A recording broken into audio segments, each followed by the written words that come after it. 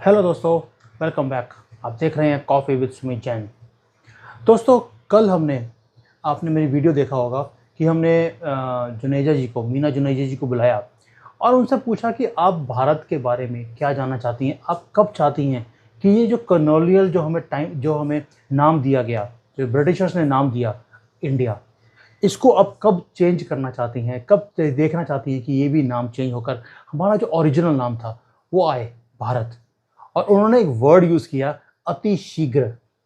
अब देखिए, ये हर हिंदुस्तानी के अंदर जो इस धरती से प्यार करता है, जो इस धरती को अपनी माँ मानता है, जिसको फ़क्र होता है, जिसको खुशी होती है बोलकर वंदे मातरम। जब मैं सुनता हूँ ये चीज़ को, वंदे मातरम, आपको याद है मैंने एक वीडियो बनाया था जिसके अंदर जब चंद्रयान हमारा उड़ा है, जब पूरे आसमान को चीरता हुआ अपनी रफ्तार पकड़ ली उसने, और पीछे वंदे मातरम का माँ तुझे सलाम, वो जब हम सुनते हैं हमारे यहाँ पर बैठ के, फॉरेन में बैठकर हमारे रोंगटे खड़े हो जाते हैं। और ये जज्बा हर हिंदुस्तानी के अंदर है जो इस धरती के साथ प्यार करता है। और आप देखिए मोदी जी ने ये जज्बे को कैसे चेंज किया है। अब उन्होंने एक और काम कर दिया, उनको भी मालूम है कि मेरे देश के लोग मेरे से क्या चाहते हैं। उन्होंने जो कॉलोनियल, जो ब्रिटिश राज के जो रूल्स थे, उनके सिंबल्स थे, उन्हें एक एक करके मिट्टी में मिला रहे हैं, अब फेंकते जा रहे हैं बाहर समुद्र में कि हमें नहीं चाहिए। पहले उन्होंने, जैसे नेवी था, नेवी के झंडे के अंदर इनका इंसिग्निया होता था, उसको चेंज कर दिया। उसमें अब हमारा जो चक्र है वो डलता है। अब ब्रिटिश के जितने भी सिंबल्स हमने ख़त्म कर दिए। जैसे इंडिया गेट है, इंडिया गेट के ऊपर भी हमने उनकी जो मूर्तियाँ थी उनको उखाड़ के फेंक दिया। अब दोबारा से जो एक इनका एक होता था बैटन, बैटन में एक छड़ी सी होती थी जो हमेशा हमारे जो चीफ होते हैं उनको लेके चलनी पड़ती थी। अब मोदी जी ने बोल दिया है ये ब्रिटिश राज के रूल्स हैं, हमें नहीं चाहिए, हम इसे ख़त्म कर रहे हैं। और उन्होंने उसको भी ख़त्म कर दिया। अब सिर्फ जब कमांड चेंज होएगी तो अपने ऑफिस में एक दूसरे को छड़ी दे देंगे, वो छड़ी ऑफिस में ही पड़ी रहेगी, साथ में लेकर चलने की ज़रूरत नहीं है। क्योंकि हम इस देश को छड़ी से नहीं, अपने धर्म से और अपने कर्म से चलाने वाले हैं और इसको और ऊंचाइयों पर लेके जाने वाले हैं। ये छड़ी वाला सिस्टम जो है ब्रिटिशर्स ने हमारे ऊपर किया 200 साल, और आज उनका ये हाल है कि उनको प्रधानमंत्री भी हमारे से लेना पड़ रहा है, जिसको वो छड़ी से हाँकते थे। और जब हम बोलते थे कि हम इसरो को बहुत अब आगे लेके जा रहे हैं तो ये हंसते थे हमारे ऊपर। और ये कोई ज़्यादा पुरानी बात नहीं है, 2013-14 की बात है, जब हमने ये बोला था कि हम मंगलयान भेज रहे हैं, हमें सपोर्ट की ज़रूरत है वर्ल्ड से, तो ये हंसते थे हमारे ऊपर। ये गायें हाँकने वाले ये इस एलीट ग्रुप में आएंगे जिसमें सिर्फ 3 या 4 कंट्रीज़ हैं। आज ये हाल है कि उनकी सैटेलाइट्स भी हम भेजते हैं। ये फ़र्क है मोदी जी ने जो लेकर आए हैं। और मुझे खुशी होती है जिस चीज़ों को देखकर कि जिस रफ्तार से, जिस डायरेक्शन में भारत पहुंच रहा है और जो मैं देखना चाहता था। एक तो हो गया बैटन का, जो इन्होंने उसके जो पुराने रूल्स थे उसको ख़त्म कर रहे हैं। वाई? बिकॉज अब हम अमृत काल में पहुंच रहे हैं। अब अगले 25 साल हमारी तरक्की के बहुत ज़्यादा इंपॉर्टेंट है। मुझे लोग पूछते रहते हैं पीओके कब आएगा हमारे पास, ये अक्साई चिन्ह कब आएगा। अबे भाई, आपको जीना सीख लिया अभी इन दोनों चीज़ के बिना, ये आ जाएंगे अपने आप। क्योंकि इनकी हालत पाकिस्तान की भी और चाइना की इतनी ख़राब है कि इनके लोग खुद बोलेंगे कि भाई हमने भारत में आना है। तो आप इन चीज़ों को छोड़ दो, आप सिर्फ एक ही बात सोचो कि हमने इस देश में तरक्की कैसे लेके आनी है। चाइना में मैं देखता हूँ तरक्की, पिछले 30 सालों में जो इन्होंने तरक्की करी, मैं 20 साल से आ रहा हूँ यहाँ पर, अब तो 12-13 साल से मैं यहीं पर रह रहा हूँ। इन्होंने तरक्की करी एक ही कारण, एक इनके अंदर इंटरनल झगड़े नहीं थे। जो झगड़े थे वो मुसलमानों ने किए, इन्होंने मार मार के सीधे कर दिए। और इनके जो मस्जिदें थी तोड़ दी कि अब तुम बोल के दिखाओ। और इतना ज़्यादा मारा है इनको कि उम्मा जो है वो बोलती भी नहीं है इनके खिलाफ। वो हिंदुस्तान में कुछ भी होता है, एक मुसलमान के साथ कुछ हो गया तो वह पूरे दुनिया उसके ऊपर एक न्यूज़ आनी शुरू हो जाती है। और हमारे जो बिके हुए मीडिया वाले हैं इंडिया के, वो इसको इतना बढ़ा के बताते हैं ताकि ये रिफ्ट खड़ी हो और इनको न्यूज़ मिले। ये सब बिके हुए लोग हैं। और आप देखिए आज की न्यूज़ है, जो times of India, great toilet of India जो है, उस न्यूज़पेपर ने ये न्यूज़ दिखाई कि इंडिया की 3rd मीटिंग अब आने वाली है सितंबर या अगस्त में। इंडिया नहीं है टाइम्स ऑफ इंडिया, आप हो तो जैन भाई, लेकिन गद्दारी इतनी कर रहे हो कि मैं बता नहीं सकता हूँ। ये इंडिया नहीं है, ये I.N.I.D.A है। दिस इज योर इंडिया, जो ऑपोजिशन चोरों ने इकट्ठा किया है। हमें ये नहीं चाहिए। ये इंडिया की मीटिंग नहीं है, ये चोरों की मीटिंग है। आप प्लीज़ इसको जो इंडिया वर्ड आपने पूरा यूज़ किया है, उसके बीच में डॉट डालने भूल गए, ताकि लोगों को भ्रमर किया जाए कि पूरा इंडिया ही मोदी जी के खिलाफ ये मीटिंग करने वाला है। झूठे मक्कारो, थोड़ा-सा सुधर जाओ। बहुत हो गया आपकी ये बदतमीज़ियाँ, और ये भारत के लोग ये बर्दाश्त नहीं करेंगे, समझे? अब देखिए, जो मैं कह रहा हूँ कि कॉलोनियल जो माइंडसेट था, मोदी जी ने कैसे चेंज किया। देखिए, आपको याद होगा कि जो कांग्रेस की गवर्नमेंट थी, वो हर चीज़ के लिए हमें मोहताज करती थी फॉरेन की कंट्रीज़ के ऊपर। भी हमने हथियार खरीदने हैं तो कभी हम फ्रांस के पास जाते थे, कभी हम रशिया के पास जाते थे, हम वहाँ से खरीदते थे। आज ये हालत है कि 50,000 करोड़ के तो हथियार हम एक्सपोर्ट कर रहे हैं। 10 सालों में हम फ्रॉम इम्पोर्टर एक्सपोर्टर बन गए। अब देखिए फॉरेन पॉलिसी का क्या हाल था। जैसे ही कुछ हरकत हमारे हिंदुस्तान में पाकिस्तान के साथ या चाइना के साथ होती थी, हम रशिया की तरफ भागते थे, कभी हम अमेरिका की तरफ भागते थे। आपको याद है जवाहरलाल नेहरू पप्पू, वो यूनाइटेड नेशंस में भाग गया कि भई देखिए पाकिस्तान ने हमारे ऊपर अटैक कर दिया। अरे भई, आप वॉर जीत रहे हो, आपने पाकिस्तान की ऐसी-तैसी फेर दी थी। आपको यूनाइटेड नेशन जाने की ज़रूरत क्या थी? सिर्फ़ इसलिए कि आपको वर्ल्ड लीडर बनना था। हम वहाँ चले गए। इंदिरा गांधी रशिया भाग गई। आपने हमेशा देखा होगा कि बाहर भागते थे। अब ये हालत है कि यूक्रेन का वॉर हुआ, यूके के रिप्रेजेंटेटिव्स, अमेरिका के, रशिया के हिंदुस्तान में आए थे कि आप किसका पक्ष लोगे।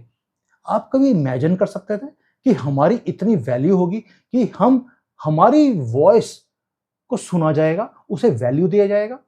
ये फ़र्क है इंडिया में और भारत में, और यही भारत था जो दुनिया को एक एक इन्होंने रास्ता दिखाया, इन्होंने डेवलपमेंट दिखाई, इन्होंने तरक्की दिखाई। हम भारतीय 5000 साल पुरानी हमारी सभ्यता है, और हमने दुनिया को लीड किया है, और दोबारा से उसको लीड करने की तरफ चल रहे हैं।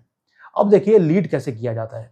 जब आप दुनिया की जो इम्पोर्टेंट इंडस्ट्रीज़ हैं, जो इम्पोर्टेंट चीज़ें हैं, जब आप यहाँ पर लेकर आएँगे, जब आप यहाँ पर डेवलपमेंट करेंगे, आप इंफ्रास्ट्रक्चर बनाएँगे।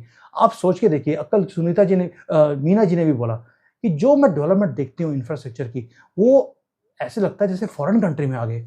मैं खुद जब कभी भी इंडिया में आता हूँ, अभी सॉरी इंडिया नहीं, जब मैं भारत में आता हूँ, अब मैं देखता हूँ वहाँ पे डेवलपमेंट, वहाँ पे एयरपोर्ट्स की हालत जो है, और जो जो वहाँ पे सड़कें बनाई हैं, मज़ा आता है देखकर। और बिजली का तो ये हाल है, पहले होता था कि 10-10, 15-15 घंटे बिजली आती नहीं थी। अब ये है कि दिन में कभी आधा घंटा, पौना घंटा चली भी जाए, हमें लगता है ये क्यों चली गई? और जितनी बेसिक जो हमारी चीज़ें थी, कोई भी चीज़ हो, अब उसके लिए हमें लाइन में लगना नहीं पड़ता। वो हमारे टिप्स के ऊपर हम मोबाइल में डालते हैं, वो घर पे पहुँच जाती है। हर चीज़ डिजिटल हो गई है। अब मुझे लाइसेंस है, मेरा लाइसेंस इंडिया का, वो एक्सपायर हो गया था, तो मुझे रिन्यू करना है। तो आई वेंट ऑनलाइन, ऑनलाइन अपना मैंने फॉर्म भरा, मुझे डेट मिल गई, वहाँ गया, फ़ोटो कराई, मेरे घर पे लाइसेंस मिल के आ गया। हम सोच भी नहीं सकते कि बिना मिडलमैन के, बिना उन्हें फ़ीस दिए, हम कोई काम भी कर सकते हैं भारत में। अब ये होती है तरक्की। अब लास्ट है कि बाकी की जो इम्पोर्टेंट इंडस्ट्रीज़ हैं, उसको भारत में कैसे लेके आया जाए। अभी आपको याद है कि सेमीकंडक्टर की पूरी बहुत बड़ी कॉन्फ्रेंस हो रही है इंडिया में, भारत में। मोदी जी उसको लीड भी कर रहे हैं, और कोई ऐसी कंपनी नहीं है जिसने ये ना बोला हो कि हम हिंदुस्तान के अंदर ये यूनिट्स को लगाएँगे। दोस्तों, जिस दिन सेमीकंडक्टर की इंडस्ट्रीज़ यहाँ पर आनी शुरू होगी, फैक्ट्रीज़ लगनी शुरू हो गई, ये पूरी गेम चेंज हो जाएगी। आपको जानकर भी खुशी होगी, इंडियन मीडिया दिखाएगा भी नहीं आपको। मैं इसलिए उनको इंडियन मीडिया बोलता हूँ, क्योंकि भारत की मीडिया नहीं है वो इंडिया की मीडिया है।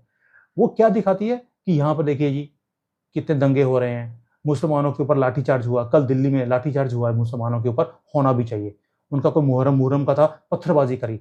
भई हिंदुओं का कोई भी त्योहार हो तो हमारे ऊपर पत्थरबाज़ी करते हैं, इनका त्योहार हो तो भी ये पत्थरबाज़ी करते हैं। मतलब क्या है, इनके साथ वही हाल करना चाहिए जो कि दिल्ली की पुलिस ने किया है। लाठी मार-मार के सालों का खून निकाल दिया, तभी सीधे होंगे ये लोग। नहीं आपको सीधा करना आता, चाइना में आ जाओ, मैं सिखा दूँगा कि इनको सीधा कैसे करना है। क्योंकि यहाँ पे मैं फ़ॉर्मूला देखता हूँ, यही फ़ॉर्मूला इनके ऊपर अपनाना चाहिए। जो ये कोई भी हो, वो मुसलमान हो या हिंदू हो, जो भी दंगे करेगा, उसके साथ वही सलूक करना चाहिए जो चाइना यहाँ करता है। अब जो सेमीकंडक्टर के ऊपर बात करते हैं, सेमीकंडक्टर की जो इंडस्ट्री वहाँ पे आ रही है, वो एक गेम चेंजर कैसे है? आपको मालूम होगा फार्मा जो है, फार्मा जो हम मेडिसिन्स बनाते हैं, जो मेडिकल लाइन है, उसमें भारत बहुत आगे है। दुनिया के फैक्ट्री हैं हम लोग। आपको जानकर भी हैरानी होगी कि जो इलेक्ट्रॉनिक्स की मार्केट है, जो मोबाइल्स हैं, लैपटॉप्स हैं, जो ये चीज़ें हैं, इसकी एक्सपोर्ट की मार्केट इंडिया में इतनी बढ़ गई है कि हमने फार्मा को भी पीछे कर दिया है। फार्मा हमारी बहुत बड़ी एक्सपोर्ट की मार्केट थी, लेकिन इलेक्ट्रॉनिक्स ने उसको पिछाड़ दिया। क्यों? क्योंकि इलेक्ट्रॉनिक्स का ज़माना है, डिजिटल ज़माना है। हर बच्चे के पास आजकल मोबाइल फ़ोन्स हैं, लैपटॉप्स हैं, हर कोई ये चीज़ चाहिए। और मोदी जी को इसकी इम्पोर्टेंस का पता है, इसीलिए वो सारे सेमीकंडक्टर वालों को सब्सिडी देने को तैयार हैं कि आप आइए। क्योंकि जिस दिन सेमीकंडक्टर की मार्केट यहाँ पे आ गई, उस दिन सारे वर्ल्ड की जो इलेक्ट्रॉनिक्स की मार्केट है, वो भी यहाँ शिफ्ट होगी और हमारा अपना इकोसिस्टम भी शुरू हो जाएगा, जिससे कि हम जो अभी चाइना लीड करता है चीज़ में, हर चीज़ जो है इलेक्ट्रॉनिक्स की, वो चाइना से बन के जाती है, वो हिंदुस्तान से आएगी। मैं चाहता हूँ कि वो दिन आए, जिस दिन मैं चाइना में बैठकर मोबाइल, इलेक्ट्रॉनिक्स की जो चीज़ें हैं, लैपटॉप्स हैं, उसके नीचे देखूँ मेड इन भारत। इंडिया भी नहीं, भारत होना चाहिए, मेड इन भारत। और ये नाम मोदी जी, आपके जो लोग हैं, ये जो देशवासी हैं, ये आपसे बार-बार अब गुहार कर रहे हैं। ये इस नाम को आप चेंज कर दीजिए। पार्लियामेंट सेशन ऑलरेडी चल रहा है, मेजॉरिटी आपके पास है। ये जो पप्पू लोग हैं, ये कुछ नहीं कर सकते।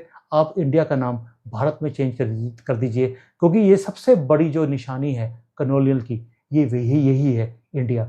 इसको जिस दिन हमने भारत नाम चेंज कर दिया, उस दिन हमारे जो हमारे अंदर जज़्बा है, ये और बढ़ जाएगा। कल मुझे मीना जी से बात भी कर रहा था मैं, अभी पंचोली जी हैं, ऐसे कॉमन लोग अब वो इस प्लेटफ़ॉर्म पे आना शुरू हो गए, अपनी वॉइस को रेज़ कर रहे हैं और वो बातों-बातों में बोलते हैं कि हम चाहते हैं कि हर एक बंदा जो हमारा ये यूट्यूब चैनल देखता है, 10-10 लोगों को साथ में जोड़े, ताकि एक ऐसी मूवमेंट शुरू हो कि 2024 में जो बहुत इंपॉर्टेंट इलेक्शंस हैं, ये हम जीतें। हम का मतलब है जो इंडिया को भारत में कन्वर्ट कर रहा है, जो ये ट्रांसफॉर्मेशन लेकर आ रहा है। मैं इसके ऊपर एक डिटेल में वीडियो बनाऊँगा कि क्या-क्या चीज़ें हैं जो भारत में हुई हैं पिछले 9-10 सालों में और क्या आगे करने की ज़रूरत है, जिससे कि हम एक डेवलप्ड कंट्री 2047 में जब हम 100 साल आज़ादी के हो जाएँगे, तब हम एक डेवलप्ड कंट्री बने और एक मिसाल बने पूरी दुनिया में कि क्या कहाँ थे हम 1947 में और 2047 में हम कहाँ पहुँच गए। ये हो सकता है बिकॉज़ अगर पिछले 4-5 साल की आप डेवलपमेंट देखें, जितनी रफ़्तार हमने पकड़ी हुई है भारत में, अगर यही रफ़्तार हमारी 5-6 साल और चली गई, we will be a force जो दुनिया देखेगी। आज तक चाइना बात करता है, जो सबसे बड़ा दुश्मन हमें मानता है भारत को, वो बातें करता है हमारी डेवलपमेंट की। वो क्या कुछ हो रहा है भारत में, कैसे हम यहाँ की इंडस्ट्रीज़ को भारत में लेके जा रहे हैं, इसकी चर्चा होनी शुरू हो गई है। इसका मतलब है हम कुछ ठीक कर रहे हैं। जब दुश्मन आपके बारे में बात करे, इसका मतलब है आपकी डायरेक्शन ठीक है। लगे रहो भारतीयों, लगे रहो, जगाते रहो और इस मोमेंट्स को खुशी से अपनाओ भी और इसको एन्जॉय भी करो। ये जो नेगेटिविटी भारत में जो ये न्यूज़ वाले फैलाते हैं, इसको सुनना बंद कर दो। तभी इनकी टीआरपी बंद होएगी और तभी ये बंदे बनेंगे। बंदे दे पुत्र तभी बनेंगे ये। थैंक यू दोस्तों। जय हिंद।